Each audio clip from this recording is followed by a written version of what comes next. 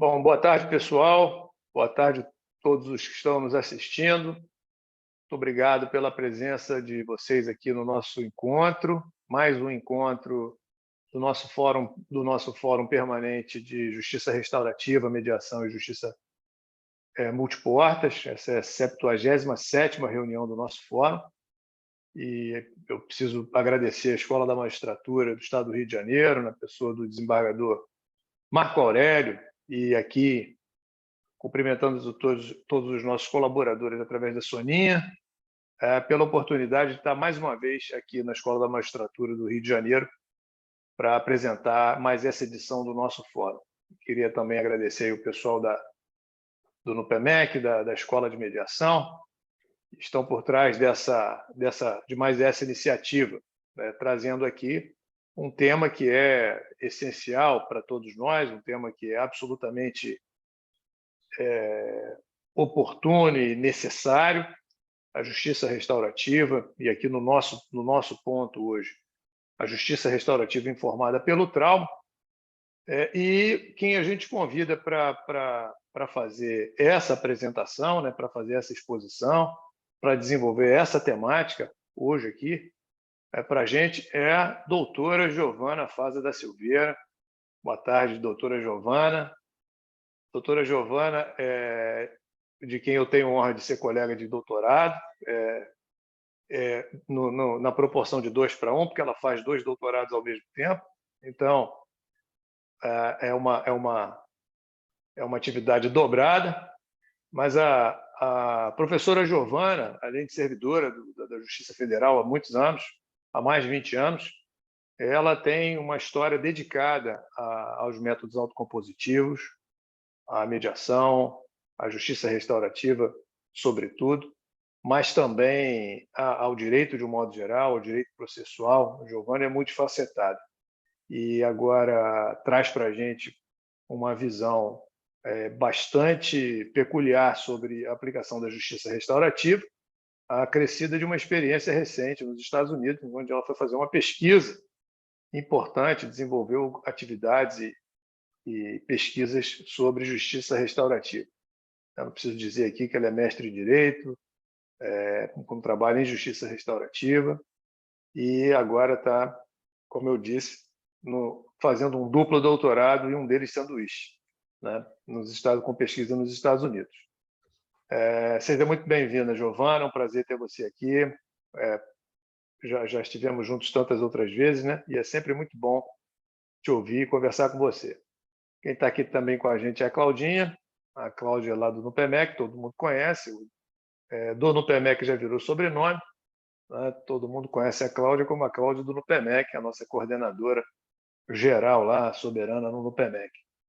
Cláudia também se dedica às atividades acadêmicas, está aí às voltas com a sua tese, está desenvolvendo um trabalho também nessa temática, numa relação entre psicologia e direito, tentando aí desenvolver cientificamente essas nossas atividades, esses nossos temas, são temas do nosso dia a dia, né?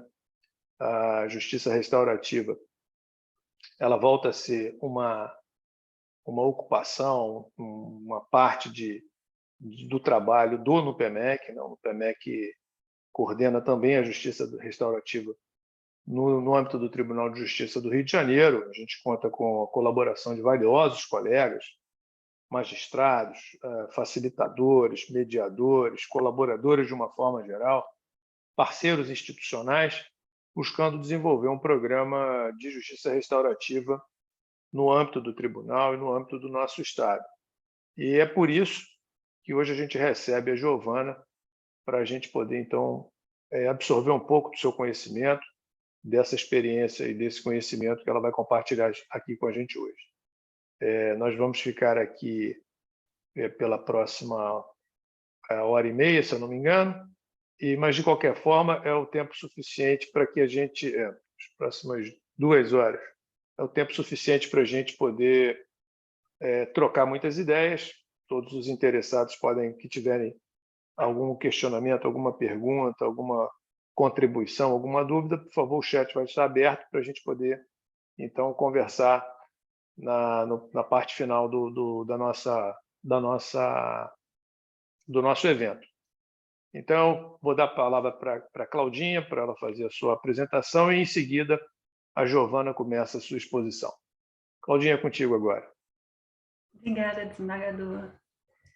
É um prazer estar aqui com a Giovana. Esse convite é um convite muito especial para um tema que nós estamos desenvolvendo a partir de janeiro no PMEC. Assumiu também a Justiça Restaurativa no Tribunal de Justiça do Estado do Rio de Janeiro, e é um desafio, mas também uma alegria participar desse projeto do desembargador César Cury, mais um, né? Dizem que ele é um sonhador e a gente acompanha esses sonhos, tentando ajudá-lo a realizar, né? Já estamos juntos há muitos anos, né, desembargador? Ele costuma dizer, desde que, mesmo quando só havia mato, estávamos nós lá. Quando era tudo mato, só tínhamos nós dois. Mas o tema da justiça restaurativa é um tema muito grato, muito importante. Não sei se vocês acompanham, mas esse ano foi declarado o ano da justiça restaurativa nas escolas, no momento que a gente vivencia um recrudescimento da violência nas escolas. Então, esse tem sido um desafio para o NUPEMEC, implementar parcerias para poder estar auxiliando nesse aspecto as escolas a desenvolver projetos dentro do aspecto da justiça restaurativa. E ninguém melhor que a professora Giovana para estar aqui conosco, né? Eu tenho uma proximidade com ela porque meu orientador também foi o orientador do mestrado dela, o Sérgio Salles, o professor querido nosso, né? E que eu digo sempre que ele é o nosso desorientador, porque ele vem com tantas possibilidades e desafios, né? Que a gente está sempre buscando além daquilo que imagina. Ele nos proporciona essa experiência, né? De ir além. Então, é uma experiência muito importante. Eu acho que hoje nós vamos ter aqui ensinamentos muito importantes dessa experiência vivenciada pela Giovana, especialmente agora nesse intercâmbio que ela esteve estudando no exterior. Eu acho que em Chicago, não é isso, Giovana? Eu acho que sim. E pedir também, Giovana, se for possível, depois no final você também traga um pouco do tema da questão da subtração internacional de crianças, que você tem essa experiência também na mediação, né? Me parece que você está desenvolvendo esse projeto no Tribunal Federal, porque nós temos aqui a nossa grande maioria que hoje é de mediadores. Mas como muitos são advogados, eu quero saudá-los no dia de hoje, porque acho que estão todos comemorando aí esse dia especial. Então, aos advogados que estão presentes aqui, meus cumprimentos. E, ao final, vocês podem fazer perguntas também, tem aí a possibilidade de travar um diálogo mais aproximado com a Giovana, que vai ser uma experiência muito rica para todos nós. Então, é um prazer, eu acho que a gente está ansioso para te ouvir, Giovana, é contigo, tá? Muito obrigada, Claudinha. Recebo a palavra. E, primeiramente, eu quero agradecer o convite na pessoa do doutor César Felipe Cury. Né? Igual ele disse, ele foi meu amigo no doutorado na Estácio, nós fizemos matérias juntos na Estácio e pude reencontrá-lo depois na UF. Né? É minha inspiração também, conseguir, né, ver a experiência do desembargador e ter essa força para terminar esses 2 doutorados, porque não é fácil. E eu agradeço demais, é uma felicidade para mim estar aqui. Agradeço a Claudinha por ter sido essa ponte também, por me possibilitar estar falando hoje daquilo que me move, a justiça restaurativa. A Cláudia falou que em sonho, e que a gente busca, a justiça restaurativa está num dos meus sonhos. Eu falo que é sonho porque é aquilo que a gente tem que lutar diariamente, né? Às vezes a passo de formiguinha, dar um passo para trás e 2 para frente, mas sempre está naquele horizonte de perseguir um mundo melhor, né? Numa diminuição de violência e tudo. E agradeço a Sônia, que é a equipe de apoio, por estar aqui conosco, os intérpretes de Libras, é muito bom estar aqui com vocês, ampliando, né, para possibilitar esse conteúdo para outras pessoas. E pretendo trazer aqui para vocês um pouco de história, porque justiça restaurativa é sobre contação de histórias. É uma justiça relacional. E ela não existe restauração sem narrativa. E aqui eu trago muito do que a Cláudia falou, do nosso orientador no mestrado, o professor Sérgio, e que ele sempre trouxe essa perspectiva, ele desconstruiu muito daquilo que eu trazia em mim, em termos de vieses, de preconceitos, daquilo que a gente carrega de forma intergeneracional, mas só que ele colocou algo no lugar, uma perspectiva de encontrar uma humanidade através do compartilhamento das histórias e da construção de um reconhecimento mútuo, não a partir do conflito, da guerra, da violência, da gramática da guerra, mas um reconhecimento mútuo a partir de estados de paz, a partir do amor, da dádiva e do perdão. E a justiça restaurativa é sobre isso também, né? E por que eu trago aqui esse tema, justiça restaurativa informada pelo trauma? Poxa, Giovana não é psicóloga, não é psicanalista, não é psiquiatra. Por que falar de trauma? Porque trauma, para mim, né, e também com fundamento no Paul Ricoeur, que foi um dos marcos teóricos da minha pesquisa no mestrado, né, todos nós sofremos, todos nós possuímos algum trauma, se a gente olhar para a nossa infância, se a gente olhar para as histórias da nossa família, da nossa sociedade, da nossa cultura, a gente carrega muitas feridas. E feridas que muitas vezes ficam encapsuladas na nossa psique, no nosso self, e que a gente não tem consciência, fica lá no inconsciente, e que muitas vezes essas feridas elas gritam para serem reintegradas. Então, o trauma, o sofrimento, ele também é um estado de conexão. No seguinte sentido, conexão, porque quando a gente fala em empatia, vocês já perceberam que muitas vezes a gente tem mais empatia quando a gente escuta uma história de sofrimento do que quando a gente escuta uma história de sucesso? A gente se conecta com a dor do outro muito mais facilmente do que com a alegria.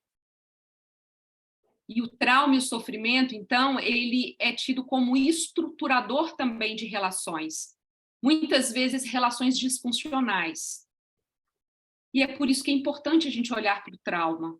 Não só, principalmente, nós que estamos, né, igual o doutor César disse, eu estou há mais de 20 anos no judiciário, e eu parto dessa perspectiva de que se um conflito chega nas mãos do juiz para que ele decida, é porque aquela relação já está esgarçada. É porque já está numa espiral conflitiva que foi preciso chamar um terceiro alheio àquele conflito para que, de alguma forma, tente pacificar aquilo. Não vou entrar aqui nas questões de teoria a respeito do limite, né, do processo e tudo, mas é para dizer o seguinte: será que, visto dessa forma, a gente pode considerar o judiciário como o hospital das relações sociais doentes? Daquilo que não deu certo, do problema de comunicação, das dores, igual a Cláudia falou aqui, a questão de subtração internacional de criança. Em que nível de espiral que aqui o casal chegou para que acontecesse a subtração de uma criança? Então, é porque aquela relação já está adoecida, mas não adoecida somente, está adoecida profundamente. Um lugar onde não há mais diálogo.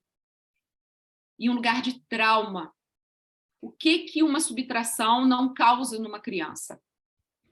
Então, são questões que a gente trata na justiça restaurativa também, na mediação, porque aqui não é só justiça restaurativa informada pelo trauma, a gente pode falar de uma mediação informada pelo trauma, de uma audiência de custódia informada pelo trauma, de um atendimento no PEMEC informado pelo trauma. E aqui eu vou avançar com relação a explicar o que é ser informado pelo trauma. Não precisa ser psicólogo, não precisa ser psiquiatra, psicanalista. Todos nós podemos falar de trauma. Todos nós podemos abrir a nossa consciência para perceber sintomas de estresse pós-traumático, sintomas de dores ali não ressignificadas e que hoje saem como violência, como autoagressão ou heteroagressão.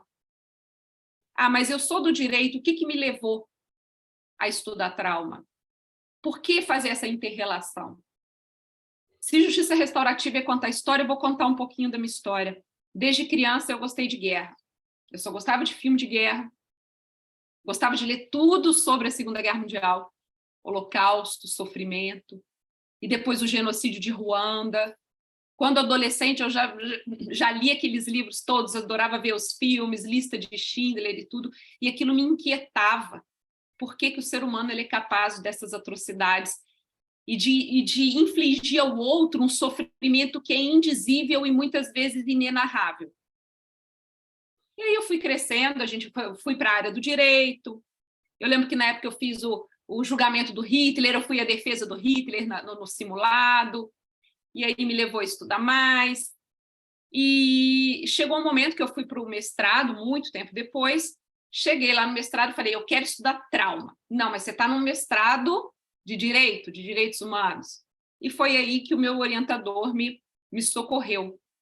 Como que a gente pode interrelacionar o trauma com a temática da justiça? E aí isso me levou para os Estados Unidos, onde eu fiz parte da minha pesquisa do mestrado em Boston. Tomei contato com vítimas do atentado na Maratona de Boston, a questão de 11 de setembro, né? Conheci um senhor que sobreviveu a 6 campos de concentração, né? Na época da Segunda Guerra Mundial. E fazendo pesquisa com essas vítimas, eu desenvolvi a minha pesquisa do mestrado, que originou no livro Justiça Restaurativa, Narrativas Traumáticas e Reconhecimento Mútuo. Então, já há tempo eu mergulho nessa interseção, nessa interface da justiça com o trauma. E o que a justiça tem a aprender com a psicanálise e com a psicologia para que nós possamos prestar um atendimento não somente mais humanizado, mas podemos dizer que uma justiça que sai do campo somente da punição e do dizer o direito, de tentar resolver aquela fatiazinha do conflito que é plasmada no processo, que a gente chama de lead, para a gente olhar para as causas subjacentes. E quando a gente escava um pouquinho mais e tenta olhar o que está abaixo daquela pontinha do iceberg, não raro nós encontramos experiências traumáticas. E aí, no doutorado agora, igual o desembargador e a Claudinha disseram, eu tive a oportunidade de ir para Chicago. E por que Chicago? Porque Chicago é uma das cidades em que tem mais programas de justiça restaurativa nas comunidades, em que eles tratam a violência policial, questões de violência estrutural, como racismo, violência de gênero, problemas na escola. Em Chicago tem uma lei estadual, né, do estado de Illinois, que prevê a justiça restaurativa nas escolas e determina os guidelines, a forma como os princípios da justiça restaurativa na escola, e incentiva as práticas restaurativas como uma forma de prevenir a violência na escola e também como uma forma pedagógica, ou seja, de começar a ensinar às nossas crianças formas positivas de lidar com seus conflitos e de compreender os comportamentos disfuncionais.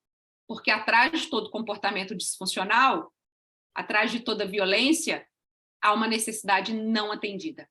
Marshall Rosenberg, né, da comunicação não violenta, já dizia isso. Toda violência é expressão de uma necessidade não atendida.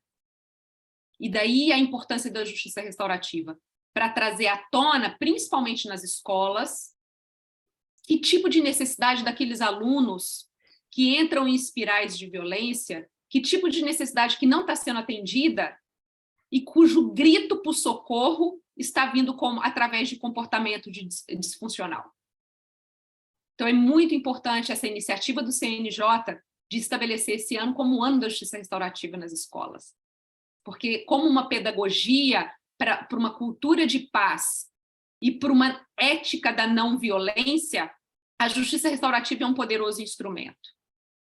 Então, lá em Chicago, eu tive a oportunidade de presenciar programas de justiça restaurativa nas escolas, tive a oportunidade de participar na comunidade de círculos com mães que perderam os filhos para o crime ou que os filhos estão encarcerados. Tive a oportunidade de facilitar diversos círculos nas faculdades e também, que foi uma experiência transformadora para mim, foi de poder ministrar um curso de justiça restaurativa e de círculos complexos dentro de uma unidade prisional no estado de Illinois, uma unidade prisional chamada Kewanee, em que eu tive a oportunidade de estar com 16 rapazes, senhores também, que estão cumprindo pena por homicídio e por crimes graves. Alguns deles estavam no corredor da morte, e depois que acabou a pena de morte no estado de Illinois, há 11 anos atrás, foi convertida em pena em prisão perpétua, e alguns deles estão tentando a liberdade condicional. Então, eles me convidaram para dar esse curso, eu fiquei 2 dias com eles lá, e aí eu falei, agora aqui é uma oportunidade de conhecer, de me conectar, de vivenciar tudo aquilo que eu vejo na teoria já há bastante tempo, há 6 anos, do papel do trauma nas espirais de violência. Então, no primeiro dia eu cheguei e falo, vamos nos conhecer. Não quis ler os registros de ninguém, não queria saber o que cada um tinha feito. Isso é uma forma de conectar através da humanidade e não do que eles fizeram. E de compreender qual que foi a raiz e o que fez com que eles estivessem ali. Então, lá tinham pessoas que estavam cumprindo pena há mais de 40 anos, um lá já estava há 47 anos, o outro tinha ficado 15 anos na solitária, o outro estava lá mais de 30 anos. E aí, na conversa com eles, eu fiz uma dinâmica. A dinâmica deu um passo para dentro do círculo. E todos eles, eu coloquei eles em círculo, e eu ia fazendo perguntas. Quem sofreu abuso na infância? Dê um passo para frente, para dentro do círculo. Quem sofreu negligência? Quem de vocês que os pais tinham problemas de algum vício, né? Algum problemas com drogas? Quais de vocês tiveram experiência de o pai ou uma mãe terem sido presos? Ou que foram criados na rua? Então, várias situações traumáticas. Quais de vocês sofreram violência física por parte daqueles a quem cabia o dever de cuidado? E aí, chegou no final, depois de várias perguntas nesse sentido, exatamente para trazer à tona experiências traumáticas, eram 16. 15 deles responderam sim a quase todas as perguntas e estavam dentro do círculo. 15 de 16. 14 deles tinham sofrido abuso na infância. Praticamente todos desses 15 sofreram negligência, violência física, falta de cuidado e principalmente de amor. E isso reflete o quê?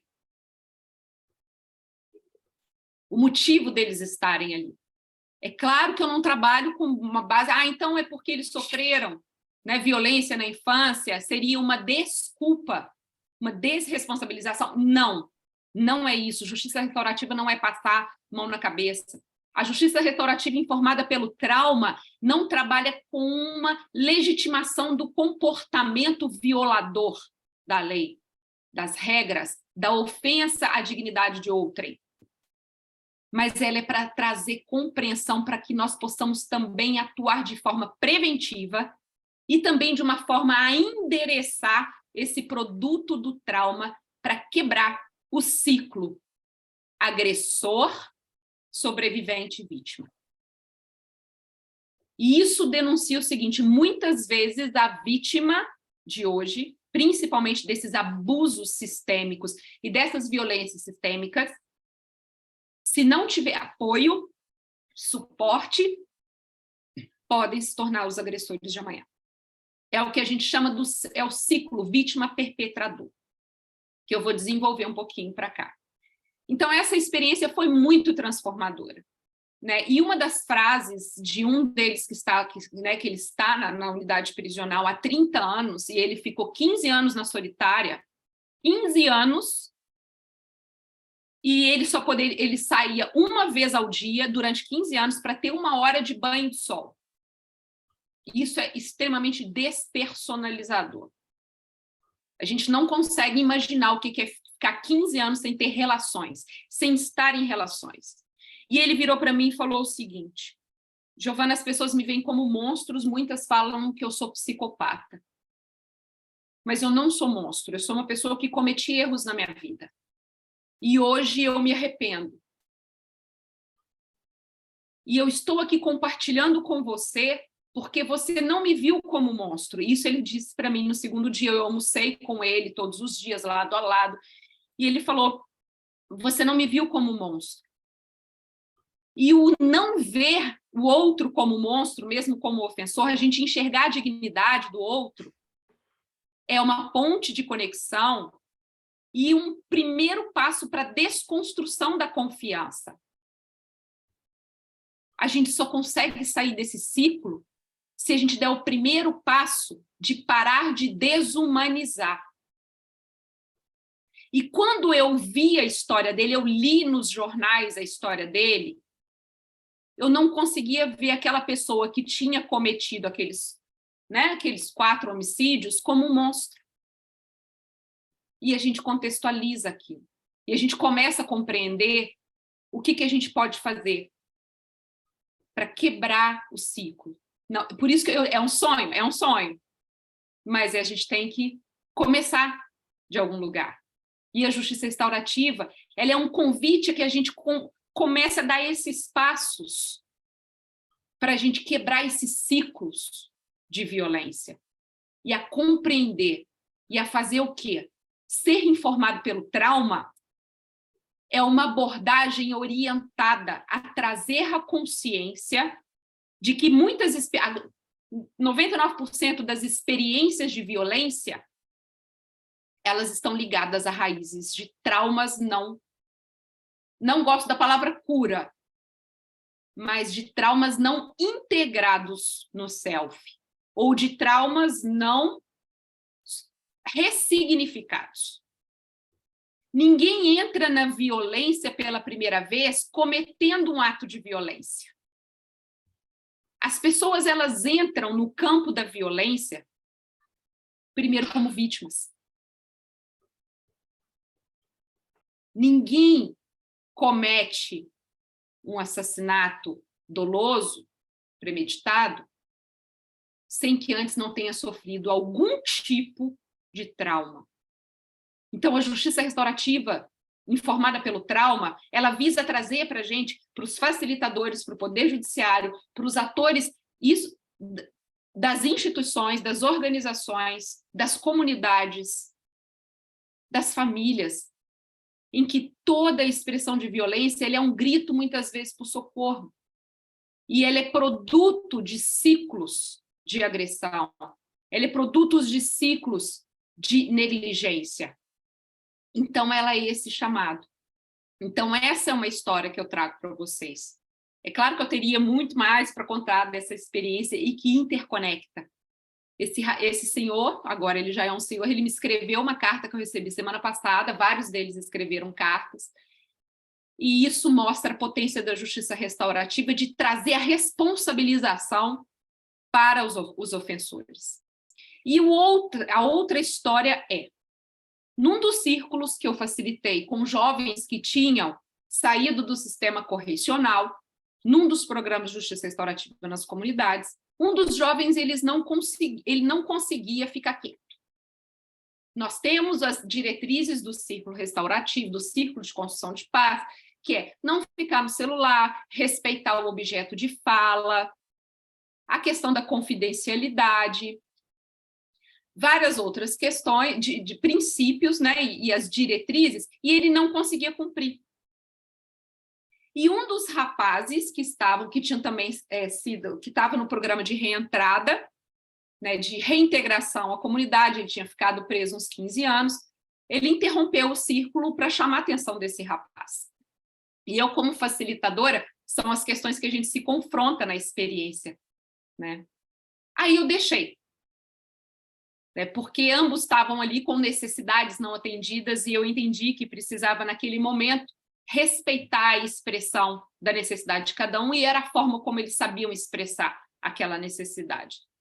E depois, sabendo da história daquele rapaz que não conseguia, que ficava no celular, que não respeitava o objeto de fala, que ficava inquieto e tudo, me veio exatamente algo que a gente estuda na justiça restaurativa informada pelo trauma. Aqui, muitas vezes, o trauma é como se a gente estivesse com uma pedra no sapato. Imagina a gente ter que andar o dia inteiro com aquela pedra no sapato. A gente fica sem lugar.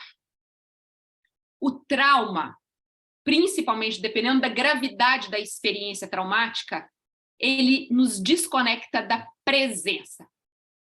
Muitas vezes a gente não consegue sustentar a nossa presença. Ele traz uma ansiedade e uma inquietude. E a gente vai confrontar isso na justiça restaurativa. Muitas vezes a gente, né, para quem é facilitador e para quem é mediador, igual a Cláudia falou, assim, nós temos muitos mediadores aqui, lidando principalmente com mediação familiar, com mediações em casos complexos, em processos estruturais, nos casos de desastres ambientais, de vítimas de desastres ambientais. A gente tem Brumadinho, a gente tem Mariana, a gente tem o caso de Petrópolis, daquele deslizamento, há uns, se não me engano, 1 ano, 2 anos atrás. E muitas vezes a gente vai estar ali como mediador, como facilitador, e a gente não vai compreender o comportamento daquelas pessoas, né, que estão numa sessão, que elas têm uma dificuldade de trazer a presença e de prestar atenção, justamente porque nós estamos trazendo à tona ali muitos gatilhos traumáticos. E quando a gente toca em algum gatilho traumático, seja, né, pedir para a pessoa narrar o que aconteceu, fazer algum tipo de pergunta, que são perguntas difíceis, me conte o que aconteceu. O que você estava pensando naquele momento, no caso de uma ofensa, de um conflito? Isso, inevitavelmente, vai disparar gatilhos traumáticos. E quando a gente dispara gatilho traumático, e isso é explicado pela neurobiologia do trauma, a gente pode trazer uma situação de insustentabilidade da presença. Ou seja, a pessoa vai ficar inquieta, ela não vai conseguir firmar o olhar, ela não vai conseguir ter um contato, ela não vai conseguir respeitar a fala do outro. Por isso que é importante, né, as pré-mediações, as pré-conferências, o pré-círculo, para a gente preparar as pessoas. Então, isso me trouxe aquela consciência, exatamente o seguinte: aquele rapaz, aquele adolescente estava ali da melhor forma como ele poderia estar. É o que ele conseguiu. E ele estava presente, ele queria participar. Depois ele falou para mim: Giovana, eu queria participar, eu só não consigo ficar quieto. Exatamente porque ali a gente estava tratando de assuntos difíceis, que para ele disparava muitas questões que faziam emergir lembranças de dor. E é igualzinho a pedra no sapato. A gente fica inquieto. A gente fica doido para chegar em casa no final do dia e tirar aquele sapato apertado e tirar aquela pedrinha que está nos incomodando. O trauma é isso. É aquilo que nos incomoda e que muitas vezes a gente não sabe. Porque a gente joga, é a memória recalcada, a gente joga para o inconsciente. Então, agora, né, eu vou compartilhar, já contei algumas histórias brevemente, e eu vou pedir a Soninha, a Cláudia, não sei se vocês podem me ajudar, se tiver alguma pergunta e tudo. Ah, tá, não. E aqui eu vou para a parte um pouquinho mais, eu falo, justiça restaurativa não tem muita coisa de dogmática, não, mas eu preciso sim seguir um raciocínio linear para esclarecer para vocês um pouco o que é esse negócio de justiça restaurativa informada pelo trauma. Então, aqui eu falei já, né, que o trauma, ele está na estrutura das relações, ele também é um elemento fundador das relações, inseparável das relações. Estar em relação é estar suscetível a sofrimento. Mesmo numa relação de casal, numa relação pai e filho, será que a gente vive só de flores? A gente vive dia após outro de alegrias ou nós temos dissabores? Nas nossas relações no trabalho, nas nossas organizações, estar em relação é estar suscetível a alegrias, a apoio, a suporte, a reconhecimento, mas também a contrariedades, a conflito e a dores, a sofrimento. Então, partindo desse pressuposto de que todos nós somos em algum nível pessoas traumatizadas em algum nível, seja por conta de um divórcio, de uma separação dos nossos pais, seja por conta de uma separação nossa, seja por conta de uma perda numa família, um luto, seja por conta do que nós sofremos durante a pandemia, e a gente não consegue, muitas vezes, integrar aquele tempo de isolamento, aquele tempo de ressignificação das relações. Então, em algum nível, nós trazemos essas marcas na nossa alma e, principalmente, no nosso corpo. Então, a justiça restaurativa informada pelo trauma é essa abordagem que envolve a compreensão da prevalência do trauma nas espirais de violência e nas experiências de vitimização. Então, por exemplo, se eu sou uma facilitadora de justiça restaurativa, ou se eu sou uma mediadora num caso de subtração internacional, ou num caso de processo estrutural, que muitas vezes a gente vai lidar com danos sistêmicos, com violências sistêmicas, eu chego ali para mediar ou para facilitar com essa percepção e a consciência de que atrás das espirais de violência tem experiências traumáticas, de que por trás de um dano sofrido, por exemplo, numa experiência de dano ambiental, aquilo que as vítimas de Mariana, de Brumadinho sofreram, aquele evento, ele pode ser muito traumático, tanto individualmente quanto para a coletividade. E a partir dessa compreensão do papel do trauma nas espirais de violência, a gente busca reconhecer os sinais e os sintomas, a responder com empatia, com apoio e com medidas para evitar a retraumatização e a revitimização. Não é terapia, não é sessão de psicanálise, não é nada disso. Ela é trazer essa consciência do papel do trauma e buscar reconhecer sinais e sintomas. A gente não trata ninguém, a gente endereça. Eu reconhecendo sinais e sintomas, eu vou promover estratégias e técnicas para oferecer apoio. Apoio não é tratamento. O apoio aqui, muitas vezes, é o espaço seguro, a justiça restaurativa, a mediação como um container seguro para expressão de emoções.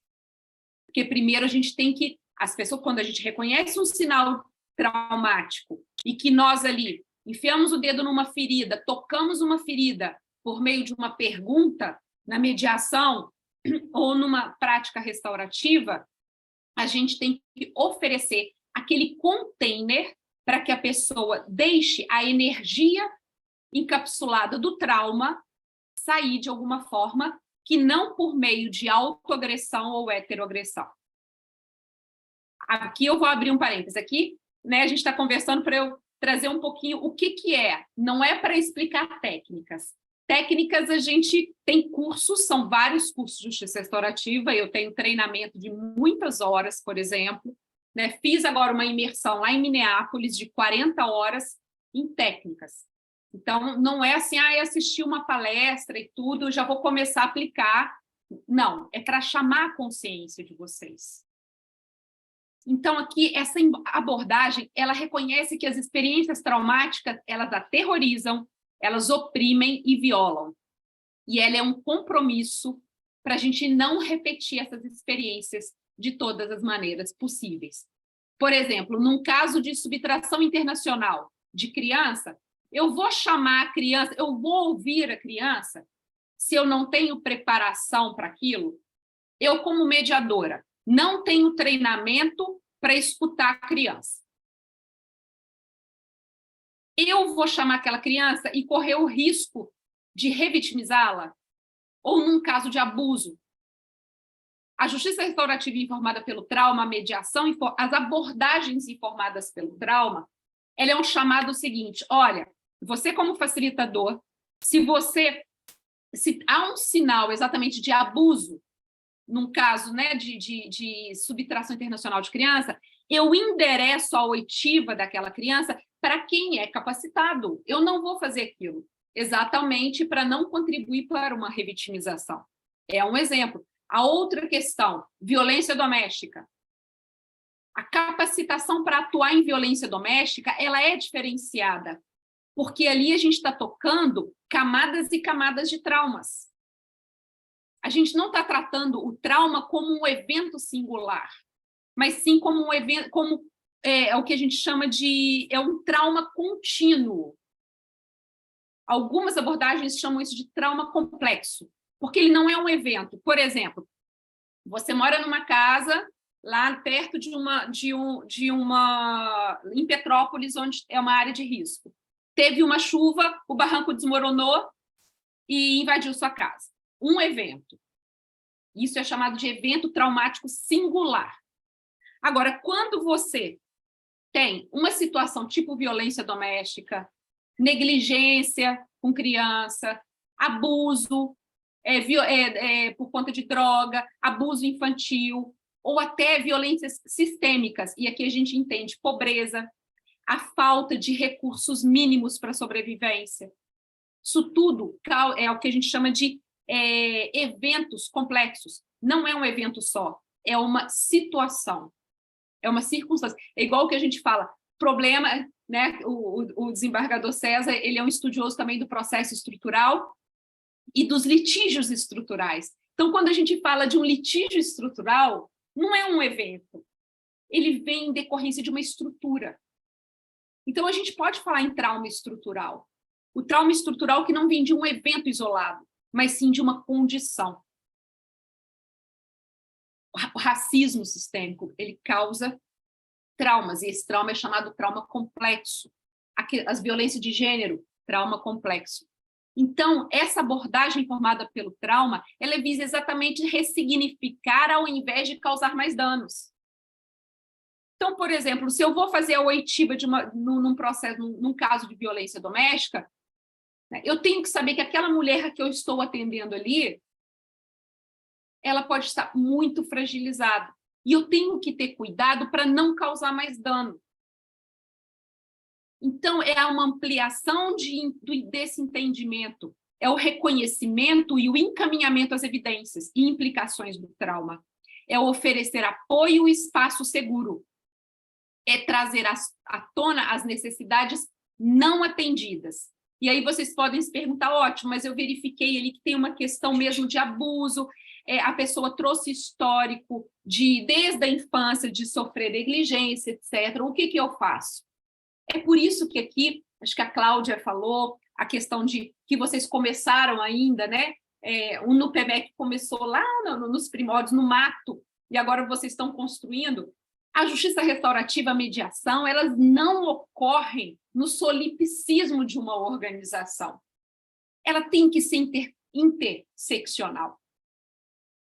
Ela tem que trazer a dimensão interrelacional, ou seja, nós vamos olhar para aquelas pessoas que nós atendermos de uma forma também interrelacional, incluir a comunidade de pertinência da pessoa, dependendo do caso, se a gente trabalhar como abordagem formada pelo trauma. Nós temos que ter parcerias com organizações, outras organizações. Nós temos que ter parcerias com instituições, com o Estado. Muitas pessoas, e isso é um discurso que não é legal, né? Quando a gente começa a demonizar. Porque a justiça restaurativa não tem que estar no judiciário, porque a justiça restaurativa é na comunidade, pela comunidade, para a comunidade. Opa! Espera aí. Nós temos que reverenciar e reconhecer que, no Brasil, a justiça restaurativa está chegando à comunidade graças às iniciativas do CNJ, de juízes, de desembargadores, de servidores da Justiça Estadual, da Justiça Federal, e também das comunidades, e de outras organizações, e das escolas. Ou seja, a gente tem que ter um discurso inclusivo, e não um discurso demonizador. A gente não ganha nada a falar, mas no Brasil a justiça restaurativa é top-down, ou seja, de cima para baixo, enquanto nos Estados Unidos, no Canadá, ela foi de bottom-up, top, ou seja, de baixo para cima, da comunidade para o judiciário.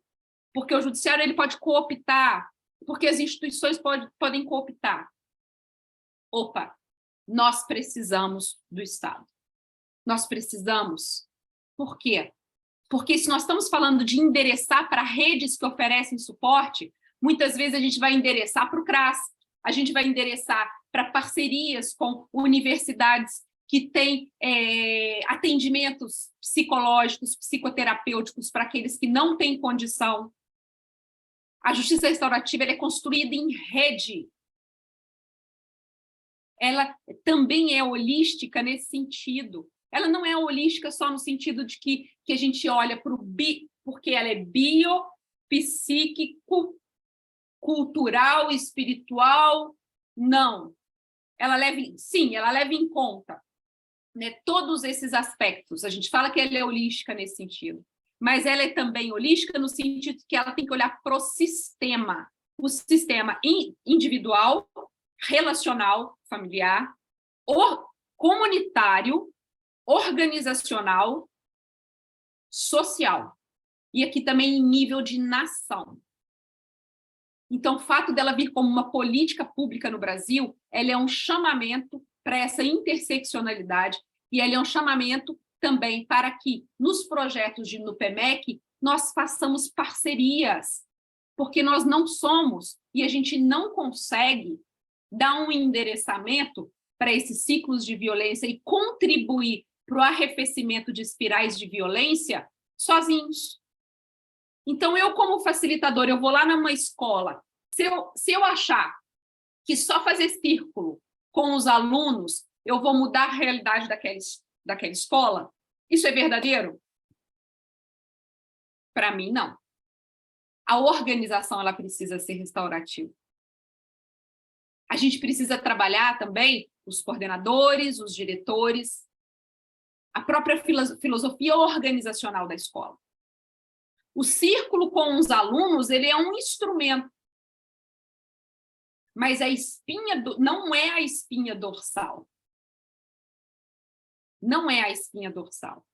É uma transformação da cultura organizacional. É para trazer a compreensão de que não adianta eu tratar um bullying como uma mediação vítima e ofensor ou um círculo restaurativo se eu não olhar o que está por trás daquele comportamento desviante, daquele comportamento disfuncional. Então, essa prática informada pelo trauma, nos treinamentos que a gente tem, a gente busca desenvolver essa compreensão do trauma, a criar consciência e desenvolver respostas. Por isso que as parcerias entre os sistemas, elas podem ajudar a vincular esses serviços e a endereçar. E o que acontece? E por que a gente fala de trauma no sistema, por exemplo, não só de justiça criminal, no sistema de justiça? Porque ele é um chamamento para o dever de respeito, para o dever de cuidado, para a identificação dessas vulnerabilidades, para a identificação daquilo que está na raiz da violência. Entendo toda aquela falência do discurso da pena como um tratamento, e quem estuda, a gente que estudar a justiça restaurativa, necessariamente a gente tem que ir para a criminologia. E a gente vai para a criminologia crítica. Então, quando eles falam a falência das promessas ressocializadoras da pena, olha só, e o Foucault já criticava muito isso, né? A gente não pode falar em pena como tratamento. Isso está dentro da nossa imagética de que a pena corrige através de uma motivação extrínseca. A justiça restaurativa ela é um chamamento para motivação intrínseca, desenvolvimento de habilidades para que a pessoa, ela por ela mesma, mude o comportamento. E aí a gente pode falar diminuição de reincidência, evitação de bullying na escola. Não é pela punição. Não existe uma punição restaurativa. É um paradoxo. Então, aqui, né? Todos os treinamentos que a gente faz, a gente começa primeiro o seguinte: por que estudar trauma? O que é trauma? Primeiro, é quebrar a ideia de que o trauma é associado a eventos extraordinários. Não. Hoje é considerado também a insatisfação sistemática de necessidades básicas. Pode gerar trauma, sim. A disfunção doméstica, negligência, perdas de poder, uma série de outras questões. E os eventos traumatogênicos, igual eu já falei aqui, ele pode ser um evento singular e pode ser um evento coletivo, né? Outra questão, eu não preciso, para desenvolver um trauma, ter sofrido diretamente a ofensa, ou então um evento, ter sofrido diretamente um acidente.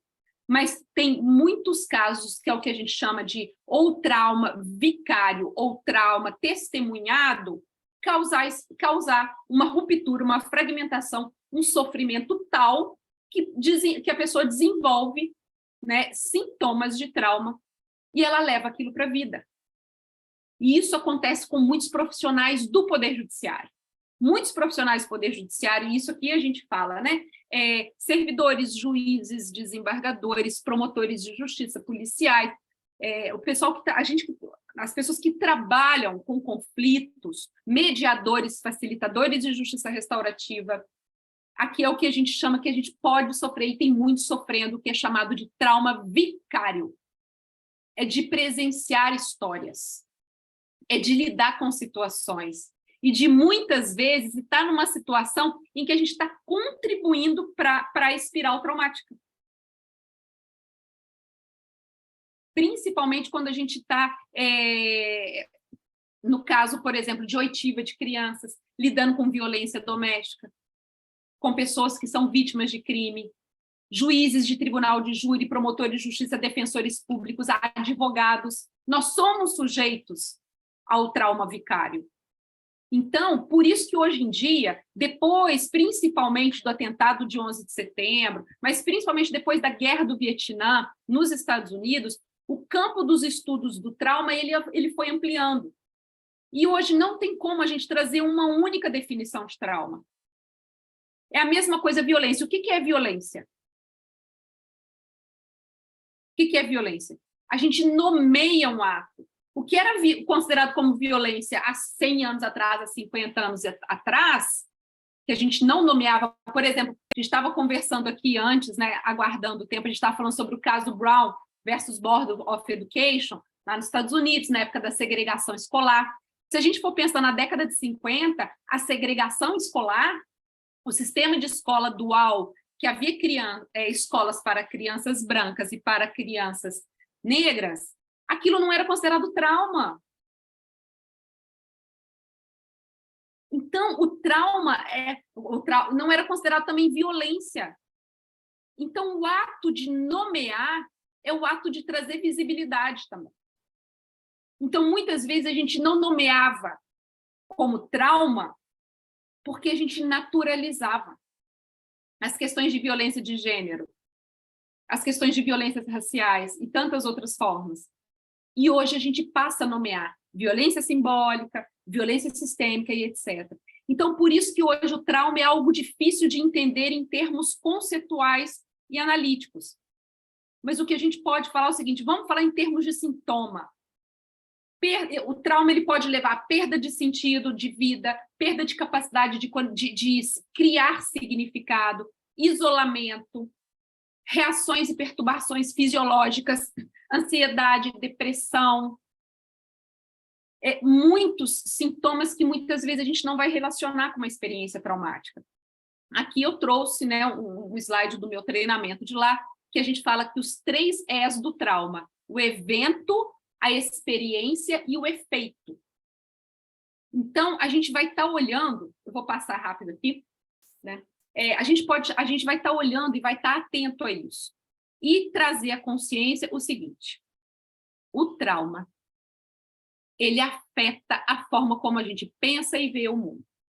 Ele causa perturbação biológica, emocional e cognitiva, e ele afeta a própria identidade. Então, por exemplo, a gente fala muito do nível reativo, da autoagressão e da heteroagressão. O que acontece? Quando uma pessoa fica fechada na experiência traumática, ela não vai adiante, que a gente fala de move forward, ela não segue a vida adiante de uma forma saudável, ela fica enclausurada naquilo, a parte racional começa a falhar. Então, por exemplo, se a gente está numa situação em que acontece alguma coisa, um cheiro, vem algum gatilho, e a gente fala cheiro, sabor, uma música, um acontecimento que para muitas pessoas é um mínimo e não tem muito significado, para outros pode trazer à memória aquela experiência traumática. Nesse momento, no nível fisiológico, ocorre uma reação, que é o que a gente chama de sequestro da amígdala no cérebro. Ou seja, a gente trabalha a partir da ideia do cérebro triuno, que é a parte do cérebro que é chamado de reptiliano, que é aquele que ativa o modo de sobrevivência, que está ligado aos nossos instintos de sobrevivência, medo, agressão, que é o que está ligado à reação da luta, fuga, paralisia, e agora as pesquisas trouxeram mais duas reações. Nós temos a luta, fuga ou paralisia, mas a gente também tem o que eles chamam de fawn, que, ou seja, bajulação, e o flocking, que é aglutinação. O que isso significa? Significa que, significa que quando a pessoa que está ainda encapsulada na experiência traumática, que tem sintomas, e eu não estou falando aqui de estresse pós-traumático, não vou trazer aqui o conceito de estresse pós-traumático, que isso está sendo bastante contestado, quando tem algum gatilho traumático, o cérebro reptiliano, ele é acionado, isso daqui é uma ameaça à sua sobrevivência. Quando isso ocorre, uma descarga de noradrenalina e de cortisol acontece no nosso organismo. Essa inundação, que é por hormônios que a gente chama de hormônios, do estresse, hormônios estressores, eles sequestram a nossa amígdala, que é a capacidade de reelaborar as emoções. Então, aquela luta, fuga, paralisia, bajulação ou flocking, aglutinação, que são as reações de sobrevivência. Ou seja, diante de um ato, de um acontecimento, de uma circunstância que eu vejo que está causando uma ameaça à minha sobrevivência, eu posso paralisar, eu posso agredir como uma forma de repelir aquela agressão, ou eu posso fugir quando eu vejo que eu não tenho forças para repelir, mas eu também posso bajular, ou também posso buscar legitimação da minha conduta, que é o flocking, que é o que a gente chama o seguinte, que a gente fala o seguinte, a vítima, muitas vezes, ela busca aliados. E o perpetrador também, eles buscam aliados como uma forma de legitimação e de justificação do comportamento. Então, essas 5 reações, ela está ligada exatamente com essa resposta neurobiológica aos gatilhos traumáticos e uma necessidade de sobrevivência. Giovana, o que é bajulação? O que você vê como bajulação? Nos estudos, principalmente de violência doméstica, eles verificam que muitas das vítimas adotam o comportamento de bajular o ofensor, ou seja, de tratar de uma forma que ela acredita que ela não vai sofrer mais violência.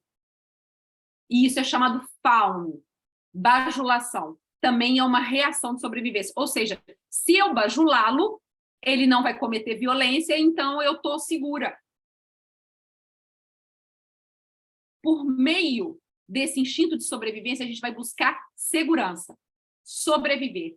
Só que isso, o que acontece? Quando a gente fica no looping neurobiológico dos gatilhos traumáticos e do estímulo do cérebro reptiliano, o nosso córtex neofrontal é sequestrado também. E o que acontece? O córtex neofrontal é o que é responsável pelo pensamento racional, pelo pensamento estratégico, e por tomada de decisões racionais. E quando a gente fica naquele looping do gatilho traumático e do estresse, que é o chamado o estresse complexo, o que acontece? A gente falha em seguir adiante de uma forma saudável. E a gente falha em trazer estratégias para a nossa vida de construção de resiliência. E a gente pode entrar nisso que a gente chama de acting in, comportamentos, behaviors, ou acting out. O que é isso? O acting in é quando eu não deixo aquela energia do trauma, ela não é liberada de alguma forma, eu fico no looping de sequestro neurobiológico, incapaz de trazer o meu pensamento racional, incapaz de buscar apoio, incapaz de buscar um campo mais seguro, de reconstruir confiança, de buscar ajuda, de lidar com a vergonha, com a humilhação, a gente se torna incapaz, justamente por causa desse looping. Então, o que acontece? A vítima, muitas vezes, se ela não tem isso tudo endereçado, e a depender do suporte, que a gente fala também em resiliência, ela pode começar com comportamentos de autoagressão. O que é autoagressão? Desenvolvimento de doenças mesmo. E aqui a gente vê, o corpo grita onde a gente é mais vulnerável. Tem gente que tem problema de estômago, depressão, ansiedade, insônia, pressão alta, automutilação, tentativa de suicídio e outros transtornos. Então, o que acontece? Isso é chamado de autoagressão. Ou a gente vai para a heteroagressão, que é chamado de o nível hiperreativo. Ou seja, aquele trauma não superado, não ressignificado, a gente vai acabar jogando em quem não causou aquele trauma. É a chamada heteroagressão. E aí, Giovana, você falou lá da prisão. Ok, as pessoas que têm esses comportamentos que entram em ciclos do inimigo agressor, a gente vai lá para o ciclo vítima. Muitas vezes é porque eles estavam aqui no ciclo sobrevivente-vítima, não tiveram o endereçamento, o apoio necessário, a rede de construção de resiliência, e aqui, muito facilmente, a gente é capturado por fantasias de vingança, por necessidade de justiça. E muitas vezes também a gente é capturado o seguinte, é igualzinho um vulcão. O trauma não ressignificado é igualzinho um vulcão. Quando ele explode, ele não vê a quem ele atinge. Isso é chamado de super-reação, hiper-reação. E aqui eu pergunto, quem tem ou já experimentou burnout, muitas vezes a gente se dá conta que a gente está vivendo a experiência de burnout quando a gente começa a agredir aqueles que a gente mais ama ou que estão próximos da gente. Quando a gente fica muito irritável, qualquer coisa irrita, qualquer coisa nos frustra, qualquer coisa causa dor, culpa, vergonha. Isso é um nível de hiperreatividade que sinaliza para uma energia estancada de algum trauma que não foi liberada. Então, e o que tem a ver trauma e violência? Porque exatamente o trauma não curado, aqui eu traduzi healing, mas, na verdade, quando a gente vem para o português, ou até para a concepção psicanalítica do trauma, a gente fala superado, não superado, ressignificado. Eu prefiro a palavra ressignificado ou integrado. Ele pode levar a mais violência e a menos segurança. Então, aqui, né, eu fiz esse material um pouco como uma preparação também, né? No mês, provavelmente em novembro, a gente está formatando um curso para aqueles que tiverem interesse em se capacitar como facilitadores ou mediadores informados pelo trauma. Vai ser pelo Instituto Entre Círculos, com a Carla Grau, acho que muitos de vocês devem conhecer. A gente está preparando exatamente essa capacitação para formar essa turma, né, de facilitadores e mediadores informados pelo trauma. E aí é que quando a gente vai para essas vivências mais profundas e tudo, é que a gente tem a oportunidade de trazer de forma mais detalhada a neurobiologia do trauma e explicar como que funcionam esses gatilhos traumáticos e tudo. Os gatilhos traumáticos, então, eles têm a ver com percepção de falta de poder e controle, mudança inesperada, sentir-se ameaçado ou atacado, vulnerável ou assustado, e eles trazem sentimento de privação ou necessidade. A hipervigilância é outra questão também muito significativa para a gente estar observando isso. Nós, quando a gente não tem essa integração de um trauma, a gente fica hipervigilante, é como se a gente quisesse construir uma fortaleza.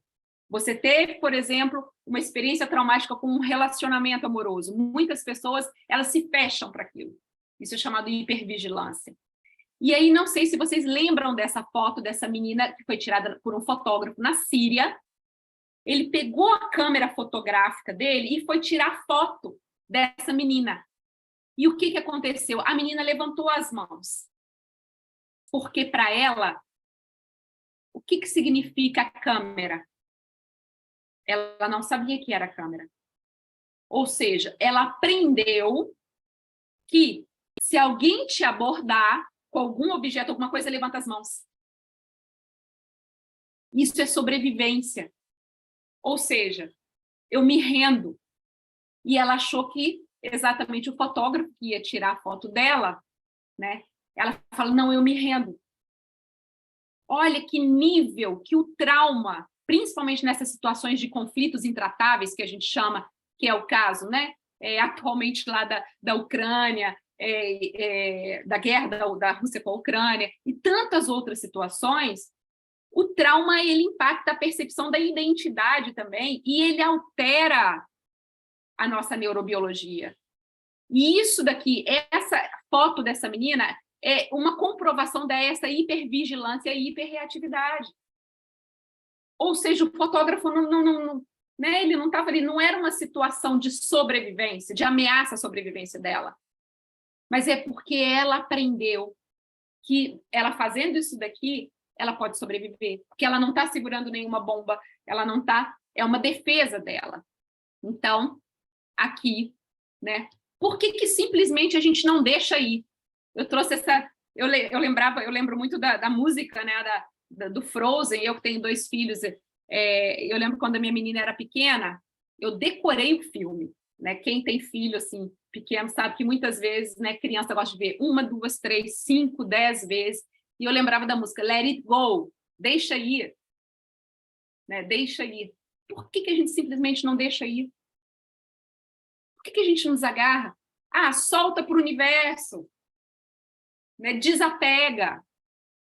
É exatamente porque a nossa psique é muito mais complexa e porque muitas vezes a gente não tem o apoio para a gente ressignificar, a gente não tem o apoio para construir narrativas alternativas, a gente não tem o apoio e não temos ferramentas e estratégias exatamente para sair daquela situação, para ter consciência de novo do nosso alto valor. Porque uma das primeiras coisas que a experiência traumática faz é diminuir a nossa sensação de alto valor. Quantas vezes vocês já ouviram falar da vergonha do sobrevivente? Quando a gente conversa, por exemplo, quando eu conversei com senhores, com pessoas que estiveram presentes no contexto da Segunda Guerra Mundial e sobreviveram ao caos do Holocausto e etc., um deles falou assim para mim, uma das coisas que você pode ver é a vergonha que muitos de nós temos de ter sobrevivido e familiares nossos não terem sobrevivido. Isso é chamado a vergonha da sobrevivência. Outras questões também. Isso impacta o funcionamento do cérebro, corpo, instinto e tudo. Então, muitas vezes a gente não deixa ir porque a gente não consegue. Isso foge.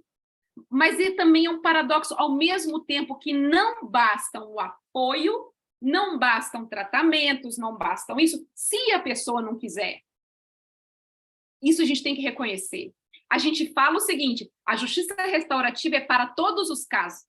Sempre me perguntam, Giovana, justiça restaurativa é para caso grave? É. É para caso de homicídio? É. Pode ser aplicada? Sim. Mas a justiça restaurativa não é para todo mundo. Ah, o que você quer dizer com isso? Então quer dizer que a gente vai escolher quem que ganha o ticket para entrar na porta do judiciário, por exemplo, na justiça multiportas, né? Que a gente fala da figura multiportas do NUPEMEC. Lá tem a mediação, conciliação, justiça restaurativa, o processo judicial é uma porta. Então, a gente vai falar quem que vai entrar ou quem que não vai entrar. Qual que é o critério? Para mim, eu tenho um critério, que eu vivi isso lá em Chicago, mais do que nunca agora. O critério é a honestidade para querer participar. A honestidade para querer reconhecer que também nós temos responsabilidade. Isso, no caso, por exemplo, de um ofensor. Ele primeiro tem que estar disposto a se abrir para assumir a responsabilidade. Porque eu já vi também, ao mesmo tempo que eu já tive experiência com justiça restaurativa em casos gravíssimos, homicídio, etc., em casos mais simples, a gente também pega a situação em que o ofensor joga a culpa na vítima.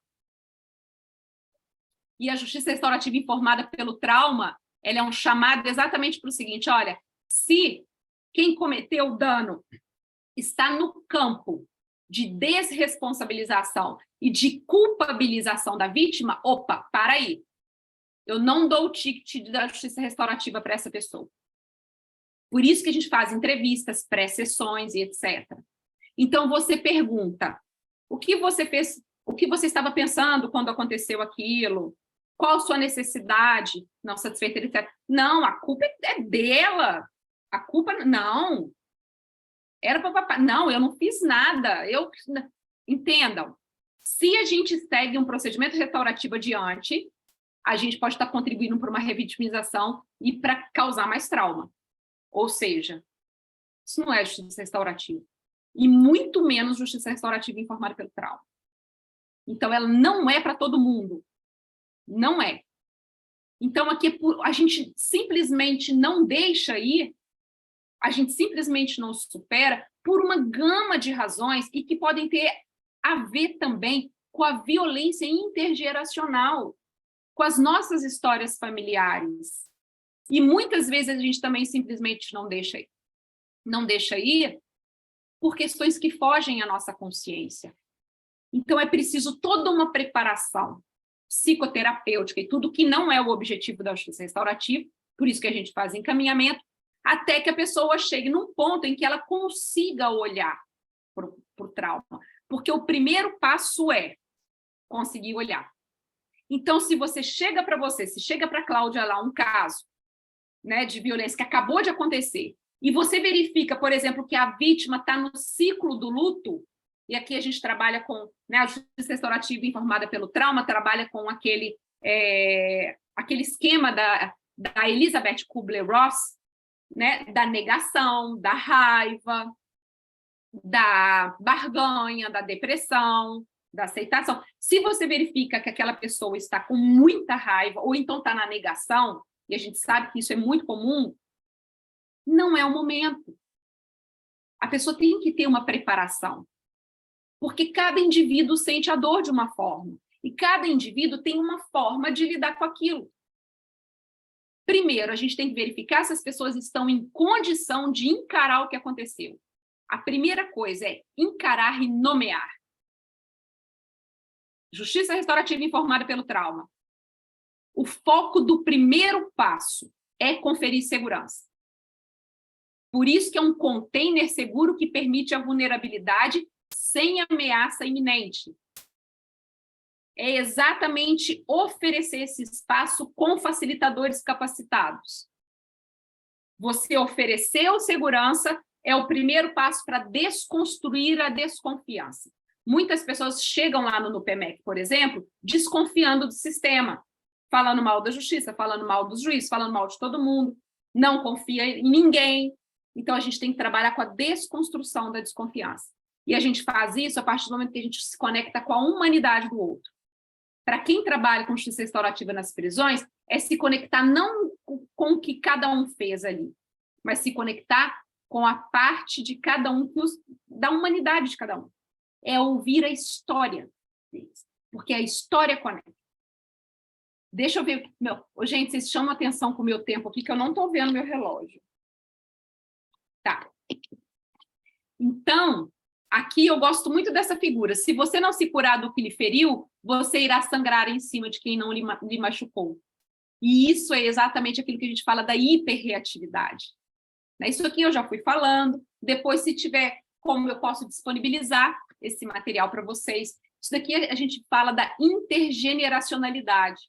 Ou seja, muitos traumas não ressignificados, principalmente quando a gente trabalha, né, com os tipos de trauma. Trauma coletivo, que inclui o trauma histórico, o transgeracional, o trauma cultural, quando uma cultura toda sofre aquilo. Isso tem muito a ver com violência religiosa, quando a gente ataca a identidade de determinado grupo. Holocausto. O Holocausto ele é um trauma coletivo, cultural, intergeracional e histórico. Racismo, a mesma coisa. Trauma coletivo, histórico e intergeracional. Então, essa compreensão nos permite também ter a consciência de que, muitas vezes, a justiça restaurativa também, quando a gente fala de interseccionalidade, é que a gente tem que jogar luz para essas violências estruturais. E tem que endereçá-las, temos que abordá-las. É preciso falar sobre isso. É preciso desmistificar narrativas colonizantes, narrativas naturalizantes de uma violência, das violências. E em se tratando de Brasil, a gente tem uma série de violências. A gente fala, né, do patriarcalismo, a gente fala de racismo, a gente fala de diversos tipos de violência de gênero, religiosa, violência estrutural, que tem a ver até com desatendimento de necessidades básicas. Então, a justiça restaurativa é esse olhar além. E aqui é um chamamento também a uma ética no atendimento das pessoas que chegam para a gente. A gente jamais pode virar e falar, você deve. O que vai funcionar para você é isso. Se eu fosse você, procuraria um apoio psicológico. Se eu fosse você, procuraria terapias alternativas. Não. Isso é violento. A gente não pode. Quando a gente faz o treinamento de ética no atendimento das vítimas, esse é o primeiro princípio. A gente jamais deve falar o que eles devem fazer. A gente faz perguntas. A gente acolhe, exatamente para conferir segurança física, mental, emocional, cultural. E outra coisa, segurança é diferente de conforto. Segurança, o desconforto não significa falta de segurança. Porque a gente vai estar tratando de histórias difíceis, a gente vai estar fazendo perguntas difíceis, e falar sobre responsabilização não é confortável. Falar de accountability, ou seja, de prestação de contas, de transparências, de assumir a sua cota também na sua transformação, porque depende do indivíduo também querer mudar, isso não é confortável. Muitas vezes, quando a pessoa, eu estou falando o seguinte, né? Quando a pessoa fica presa num ciclo de violência, ou num discurso, não sei se vocês já pegaram, gente, assim, todo mundo tem alguém perto, próximo, que é sempre vítima de tudo, né? E sempre tem um discurso que a gente fala, tem aquela música do Lulu Santos, né? Não vou posar de vítima das circunstâncias. É sempre vítima de tudo. O que acontece? Esse discurso só de ser vítima, ele é um discurso desresponsabilizador. Porque tem ganho secundário. Então, a gente chama atenção para isso também, né? E o ganho secundário, muitas vezes, pode ser o quê? Atenção, um ganho emocional, querer carinho, querer suporte, querer... Só que isso também desresponsabiliza. a gente busca, por meio de perguntas, falar o seguinte, olha, e por meio do espaço seguro, falar o seguinte, a transformação não é confortável, transformar dói, crescer dói, sair do ciclo de violência também dói, porque depende do outro. Construir resiliência também não é fácil, depende do querer, né? Então, os efeitos atenuantes, e o que a gente busca? Primeiro, a percepção de apoio. Conscientizar a pessoa por meio de perguntas, de círculos restaurativos, de técnicas, de práticas restaurativas, de conversas com enfoque restaurativo, que ela tem o apoio. E também para que ela busque o apoio em outras esferas. Porque a gente, por exemplo, quem trabalha no PMEC, a gente não tem condição, às vezes, de dar esse apoio em alto grau. Mas conscientizar a pessoa que ela tem que dar um passo além para que ela também busque apoio. Que ela também estabeleça relacionamentos com pessoas importantes no seu ciclo e relacionamentos com a comunidade mais ampla. E isso são efeitos atenuantes que contribuem para o arrefecimento dessa resposta traumática e das espirais de violência. E uma das coisas que eu trago para vocês é o seguinte, a ideia de desfazer o dano é ilusória. Justiça restaurativa não é restaurar um status quo. Ela não busca trazer essa conscientização de desfazer o dano, mas ela é uma oportunidade de criar espaços para a gente transpor o negacionismo e a invisibilidade das dores. Ela trabalha a ritualização. Muitas vezes a gente vai precisar de ritos, sim, para nomear o dano, para nomear a violência, para nomear a dor, para trazer à tona a responsabilidade. A gente vai trazer aquilo que chama de memorialização. Quando a gente fala construir memoriais, é uma prática restaurativa. A memorialização, ela está naquele ciclo do luto, do enlutamento. A gente precisa memorializar para integrar, muitas vezes, a perda. Nós somos homos simbólicos. Os mitos são importantes para a gente, os ritos são importantes. E Campbell já falava isso, a gente precisa de ritualizar. Muitas vezes, para dar o fechamento numa situação, para sermos capazes de dar um passo além. Então, o trauma, ele pode ser um chamado para mudança e transformação. E a experiência que eu tive lá e que eu trago para vocês é que eu tive experiência, sim, com muitas pessoas que viveram traumas que, para mim, para a gente aqui, são inenarráveis.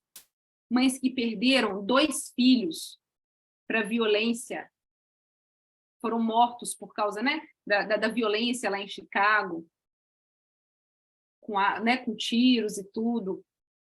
Teve uma mãe que ela perdeu os 2 filhos e a outra tinha tentado suicídio.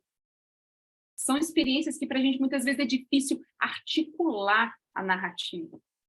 Só que hoje essa mãe, ela trabalha com justiça restaurativa num grupo para apoiar mães que também perderam filho para violência. O que é isso? É o trauma como um chamado para mudança e transformação.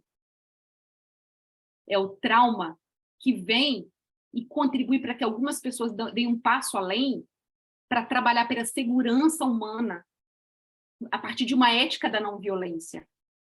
Então, aqui, depois eu vou disponibilizar a prioridade da justiça restaurativa informada pelo trauma é o foco na percepção de segurança. Eu falo que é percepção de que naquele espaço ali, ela pode ser ela mesma, ela pode narrar, é trabalhar para diminuir a escalada conflitiva, para recuperar essa autoexpressão e curiosidade, para trabalhar o senso de autovalor. Porque a pessoa, muitas vezes, a vítima, pessoas que sofrem e vivem nesses ciclos de violência, eles perdem a percepção da própria dignidade.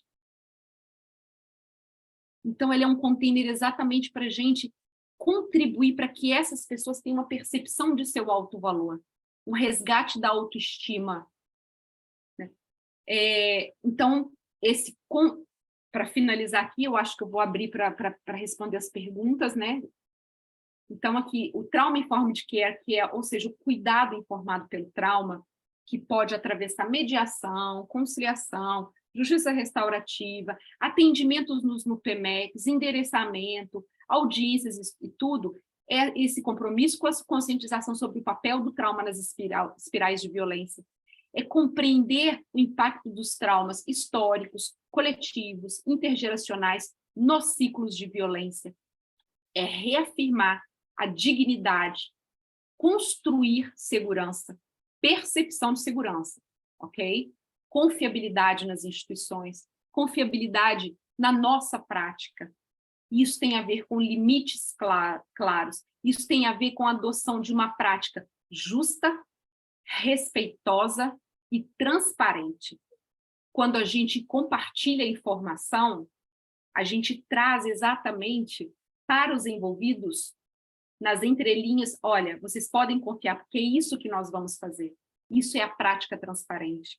A gente explica o procedimento e a gente explica o papel do trauma nas espirais conflitivas. Então, essa justiça restaurativa informada pelo trauma, ela também é pedagógica. Então, quando lá em Kiwane, com os meus alunos lá de Kiwane, quando eu trouxe para eles essa perspectiva da neurobiologia do trauma, eles não conheciam. E eles agradeceram. E eles puderam perceber como não, deixando sempre claro, não é desresponsabilização, pelo contrário, mas exatamente para conscientizar como que a gente é capturado por nossas experiências traumáticas. E identificar quando a gente está na hiperreatividade. E muitas vezes dar um passo atrás e buscar apoio. A conscientização sobre o trauma, ela restaura a energia. Ela pode ser um passo para desenvolvimento de habilidades, que é o que a gente chama de soft skills.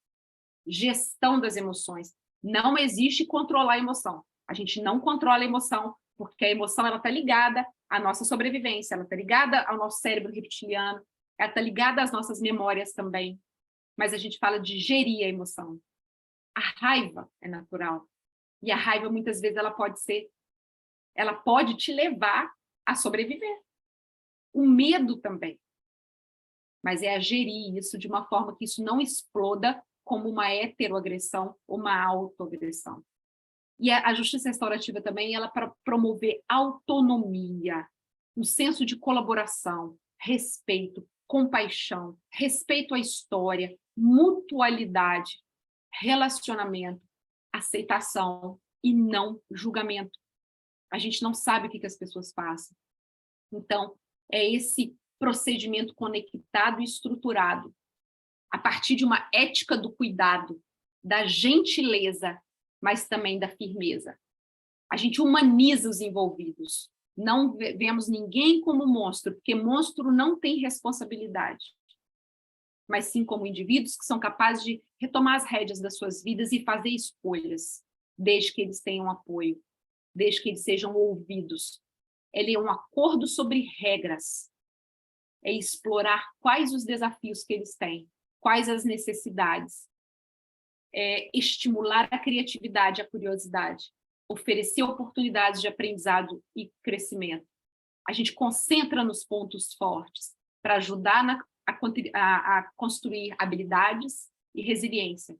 A gente reúne novos dados, reúne novas pessoas, a gente traz a comunidade, a gente ajuda nessa reintegração, exatamente para criar uma cultura de confiança, autonomia e responsabilidade. Então, eu espero que, né, essa explanação, que o tempo passou tão rápido e eu queria falar tanto mais, mas eu também quero abrir aqui para responder as questões e quero terminar dizendo para vocês exatamente que a justiça restaurativa, para mim, ele é um sonho. Ele é um sonho que me anima. É algo que está na minha... Eu durmo pensando muitas vezes, me inquieta. Muitas vezes eu fico desanimada, outras vezes eu me reanimo. E nós que somos facilitadores, a gente precisa de grupo de apoio. Exato, porque ninguém é bom sozinho. Ninguém anda para frente sozinho. A gente não é ilha. A nossa identidade ela é construída no relacionamento, em bons relacionamentos e no apoio mútuo. Na consideração de que a nossa saúde ela não é só física, ela é mental, ela é emocional e ela é espiritual. E nos momentos de desânimo é que esse apoio ele é mais importante. Então, para mim, ela é um sonho também, porque ela não é fácil de ser construída. Muitas vezes a gente vai duvidar. E nesses momentos de dúvida é que a gente busca os sonhadores. É que lá eu vou buscar Cláudio, eu vou buscar o Dr. César, porque eu sei que vocês são sonhadores. É que eu vou buscar as minhas amigas da Justiça Restaurativa, os meus amigos, porque é muito bonito. A gente tem redes de apoio e redes de cuidado. E essa é a mensagem, né, que o Martin Luther King já falava. É se você não puder voar, corra. Se você não puder correr, ande. Se você não puder andar, rasteje. Mas o importante é que você siga sempre em frente. Nem que seja rastejando nessa construção de uma cultura de paz e de uma mudança nesses ciclos de violência. E que a gente possa cada vez mais começar nas escolas, começar nas comunidades, nas instituições, nas organizações, na nossa família e conosco mesmo, porque a gente precisa. A justiça restaurativa começa por mim. Começa me tratando com autocompaixão. Então, eu agradeço muito o convite e agora eu vou pedir a ajuda de vocês para me ajudar a ler o que estão perguntando aqui. Giovana, muito agradecida. Eu vou ajudar você com as perguntas. Antes disso, só queria fazer menção aqui que quando eu sugeri esse tema ao desembargador César, ele brincou comigo e disse assim: olha, eu estou sofrendo bullying aqui no grupo dos juízes aqui, de outros servidores, porque estão falando que eu vou falar de trauma, isso no judiciário. E eu disse, não, tranquilo, quando a Giovana começar a falar, as pessoas vão entender de que a gente está falando, né? E tão oportuno e necessário que é esse tema para todos nós, porque todos nós convivemos diariamente com essas questões e precisamos também ressignificar a nossa atuação como agentes públicos, assumindo essa função social tão importante, tá? Pode não ser confortável, e talvez esse desconforto é que tenha chamado a atenção. Quando a gente fala de trauma, a gente está aprofundando questões que muitas vezes chegam, como você mesma disse, né? Aquele lugar que a gente está ali guardado e que às vezes a gente não consegue mexer, e a gente está lidando com isso todos os dias, né? Então, o desembargador, quando brincou comigo, estou sofrendo bullying, então a gente já imaginava que seria difícil, muitas vezes é complexo para a gente ouvir e se perceber nesse lugar. Uma coisa importante, Giovana, que você coloca, e assim, foi uma observação que nós vimos agora estudando essa questão das escolas, né? Que um número impressionante, 87% dos atiradores que compareceram às escolas e que violentaram essas escolas sofreram bullying. Então, é um número quase que completo deles sofreu bullying e se transforma. Então, leva essa violência, né, sofrida, né, como uma prática futura, né? Se vê como vítima, mas acaba provocando uma violência, né? E eu lembrei muito do que o Zer fala, né, que toda violência é um esforço para conseguir justiça ou desfazer uma injustiça, né? E diante de números tão impactantes, se fortalece muito a noção de prevenção, né? De como a gente pode atuar de forma preventiva nessas escolas e nas comunidades e também no judiciário, né?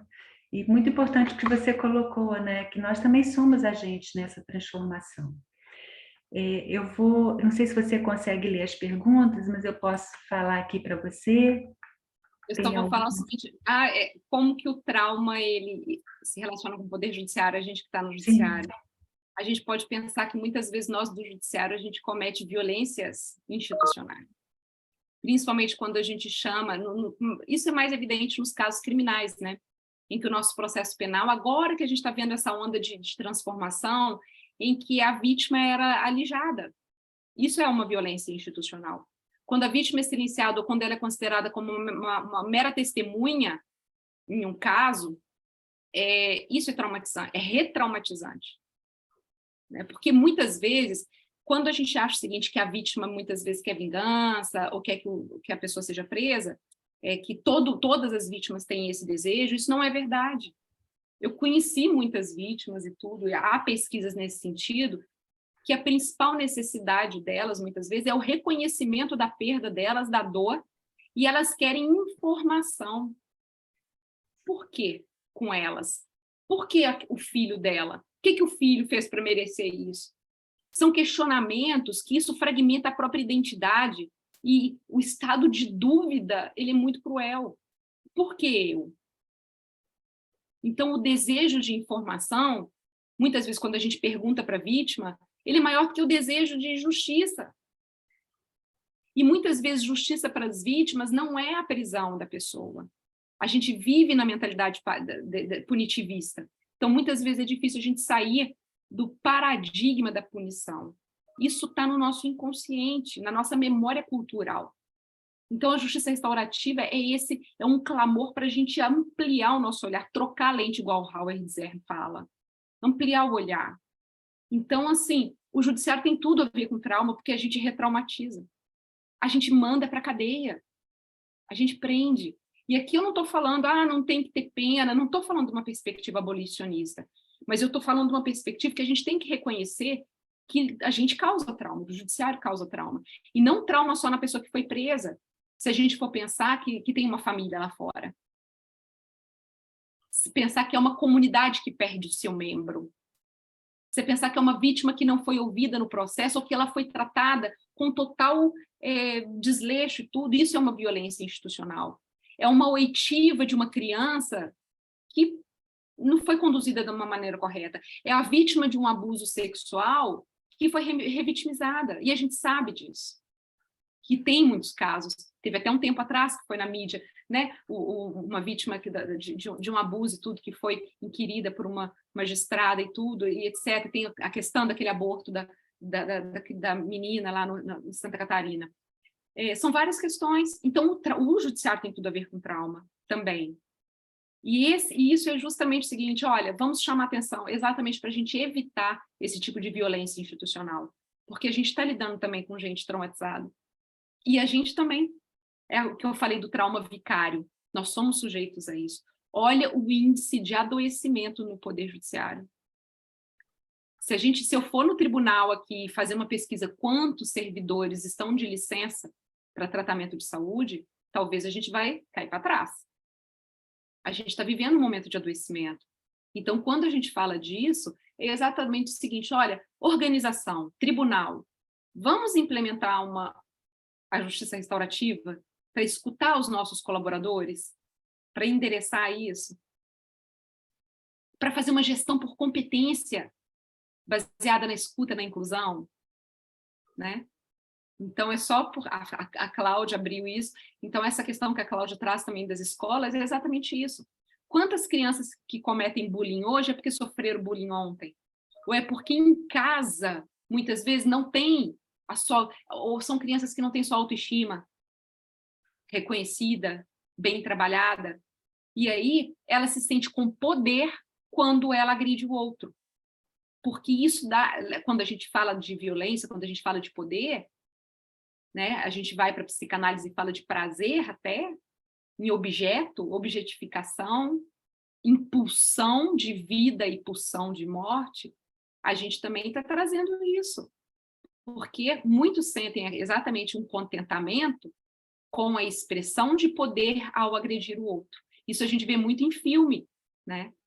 Tem um filme que eu sempre indico para quem trabalha em escola, assistam 7 minutos depois da meia-noite, que fala de uma criança que perde a mãe, de 7 anos, e ele sofria bullying. É interessantíssimo, eu acho que traz muito disso que a gente está falando aqui.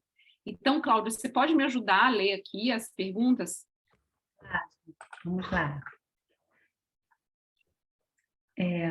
Claudinha, antes de você falar, antes de passar as perguntas para a Giovana, queria fazer só umas observações que talvez eu não consiga ficar exatamente até o final, porque eu tenho um compromisso agora às 7 horas.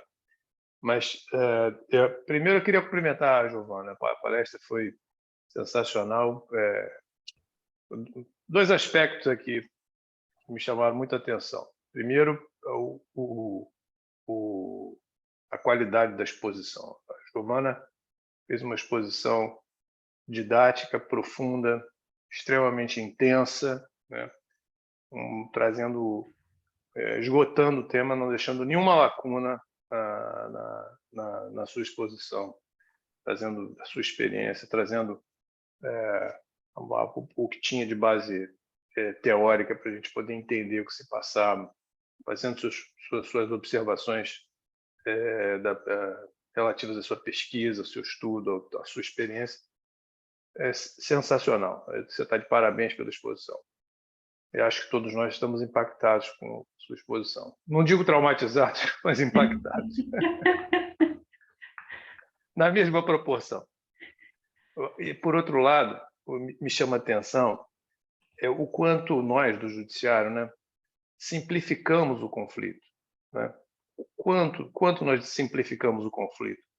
O quanto o processo e a jurisdição, o quanto o papel dos atores judiciais, né? Os juízes, os promotores, os defensores, os advogados, mesmo os outros colaboradores, o quanto o conflito, e dentro do conflito o trauma, é tratado com simplificação no judiciário. E aqui eu não estou pregando, evidentemente, a destituição do judiciário como instância final de regulação de qualquer tipo de conflito, muito pelo contrário.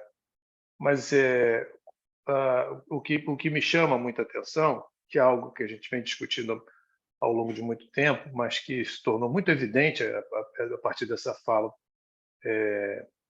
a partir da justiça restaurativa informada pelo trauma, acho que isso eviscera tudo isso que a gente fica percebendo aos poucos, a sua exposição torna isso muito claro para a gente.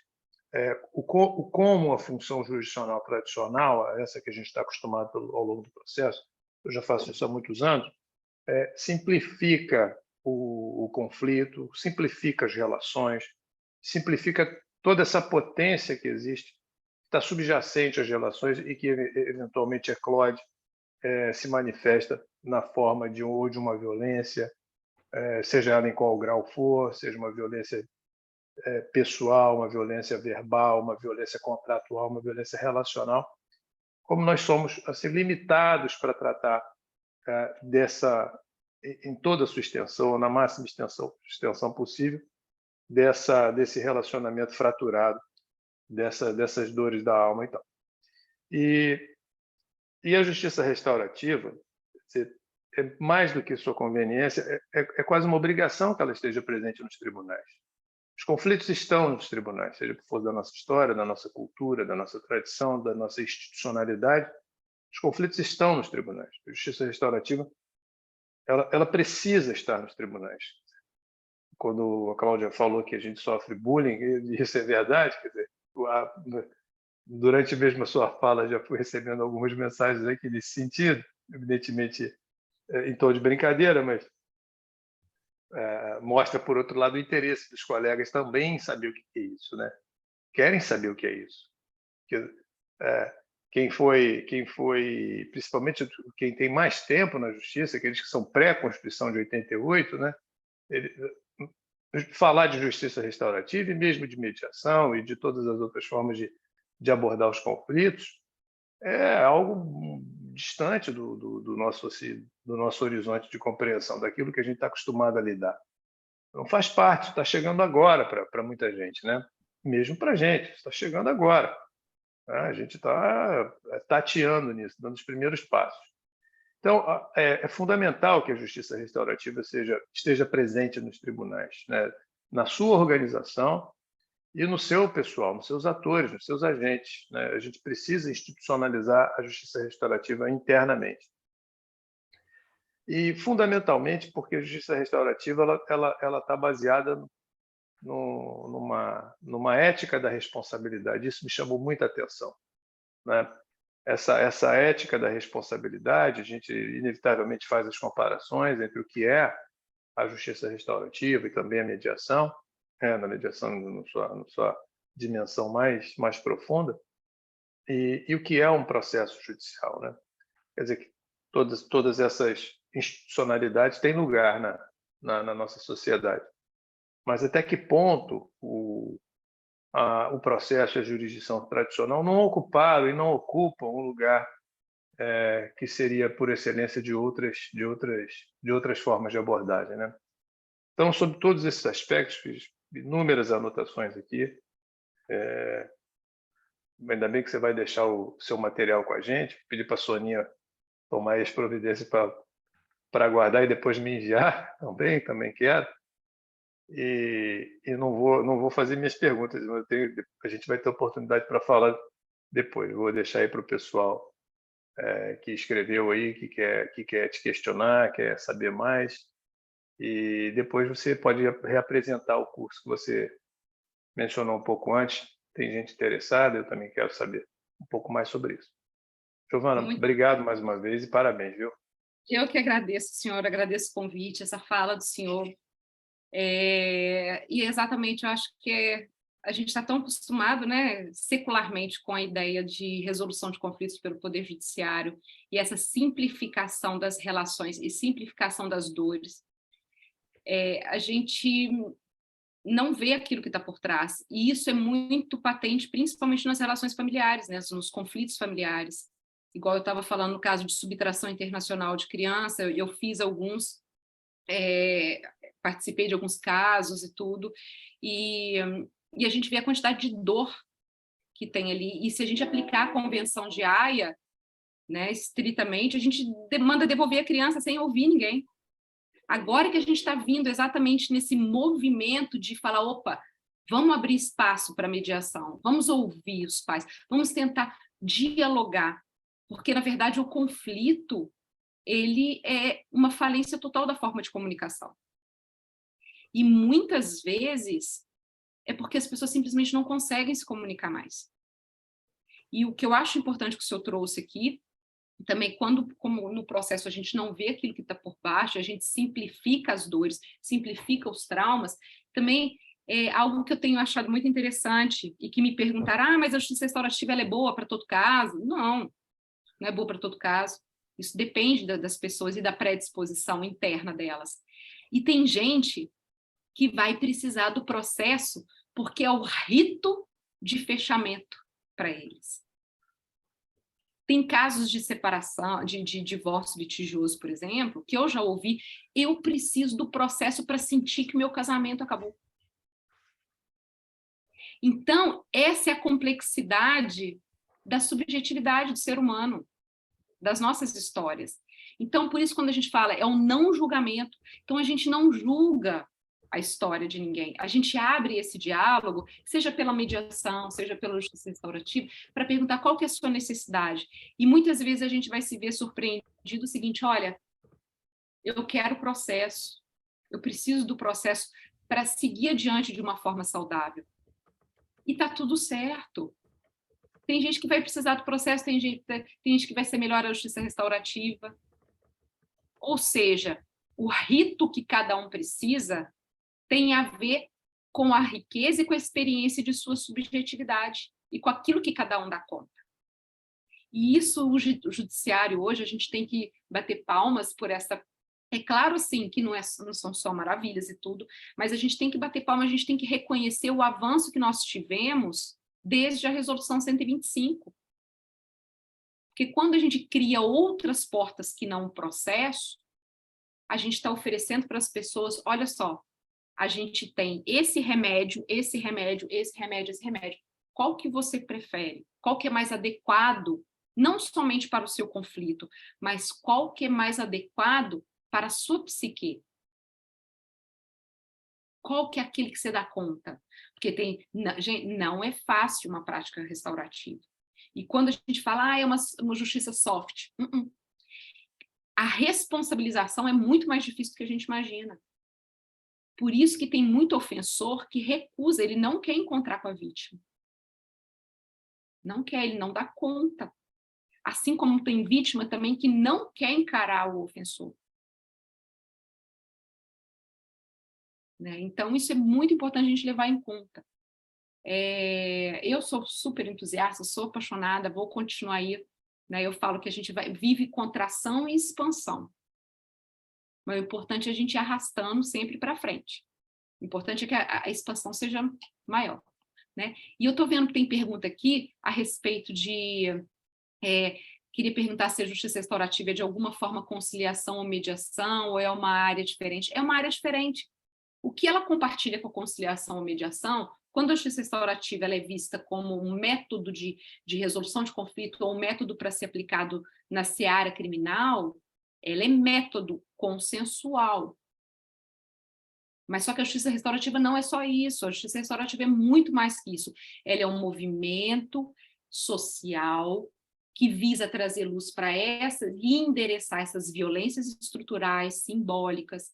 Ela, mais do que um movimento social, também ela é uma política pública para ser implementada nas comunidades como forma de prevenir violência, de endereçar trauma, de abordar necessidade.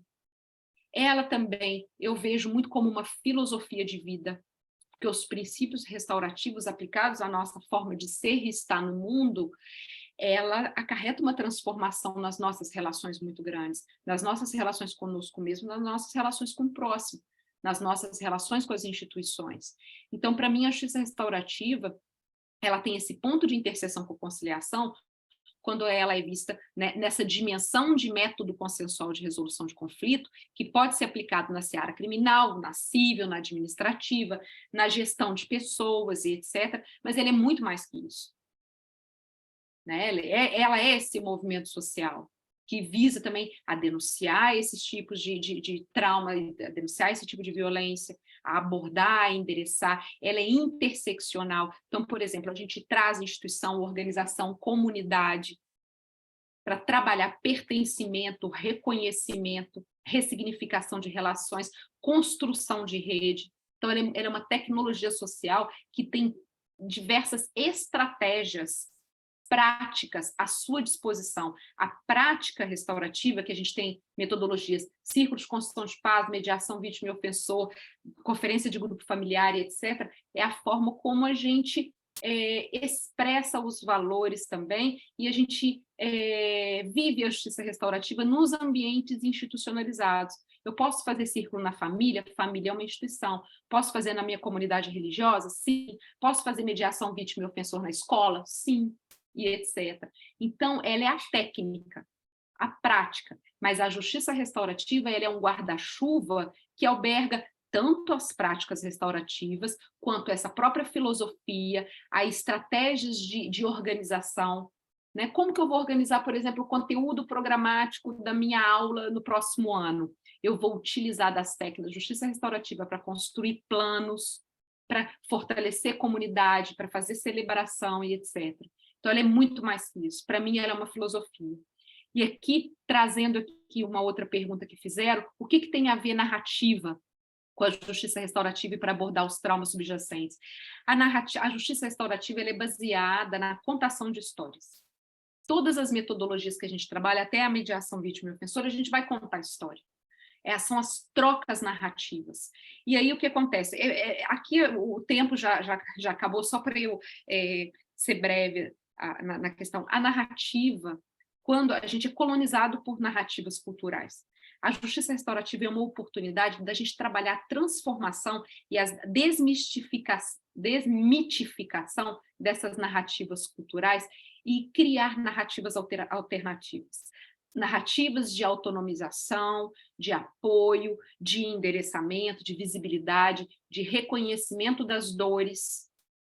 Narrativas que a gente fala que possibilitam as pessoas a criar histórias alternativas para a sua vida. Isso tem a ver com construção de resiliência. Eu ia falar mais um pouco sobre narrativa. Até o meu livro, ele tem um capítulo inteiro sobre narrativas traumáticas e a justiça restaurativa, exatamente, né? Justiça restaurativa, narrativas traumáticas e reconhecimento mútuo. Pela editora Dialética, tem na Amazon e tudo, e ele aqui eu trato exatamente como que funciona a dinâmica das trocas narrativas a partir da empatia, do Gestalt Shift, o poder catártico das trocas narrativas na justiça restaurativa. Então, esse aqui é um outro tema, né? E a partir das narrativas, a gente conta a história sobre os nossos traumas, sobre as nossas experiências. Aqui, eu estou tentando aqui, Cláudia e Dr. César, verificar quanto tempo durou o meu estudo na justiça restaurativa. Nós daqui, meu estudo dura, né? A gente não para de estudar, nunca. Eu comecei a estudar justiça restaurativa em 2015. E nos Estados Unidos eu fiquei lá, a primeira vez eu fiquei 50 dias só, e dessa outra vez que eu voltei há um mês atrás, eu fiquei 8 meses em Chicago. 8 meses direto lá, vivendo justiça restaurativa praticamente todos os dias, dentro dos tribunais, dentro do Tribunal Federal, dentro da prisão, na prisão, nas comunidades, nas escolas, nas universidades. Então, foi o tempo que eu fiquei lá. O curso, ele, junto com a Carla Grau, que é a idealizadora do Instituto Entre Círculos, que já é uma prática da justiça restaurativa há muitos anos, é mediadora, é instrutora de mediação, instrutora de justiça restaurativa. Ela é servidora do TRF da 4ª Região, diretora do Núcleo de Justiça Restaurativa lá. Então, por meio desse instituto, com toda a experiência que nós temos, tanto de campo quanto de pesquisa, ela está fazendo mestrado na área da psicologia, a gente teve esse ímpeto de trazer, exatamente porque muitas pessoas começaram a perguntar, né, sobre a justiça restaurativa informada pelo trauma, sobre técnicas e exatamente um aprofundamento na neurobiologia do trauma, trabalhando com dinâmicas de autoconhecimento, autopercepção, e tendo como instrumento práticas restaurativas que a gente aborda as fases do Trauma Informed Care, né? Que a gente trabalha 4 fases, então esse curso está para ser lançado para novembro, ok? Então eu deixei aqui meu Instagram, qualquer dúvida vocês podem me mandar lá no direct, eu vou disponibilizar o material para a Vanessa. E, novamente, queria parabenizar os advogados, os magistrados hoje pelo dia de vocês e agradecer novamente estar aqui.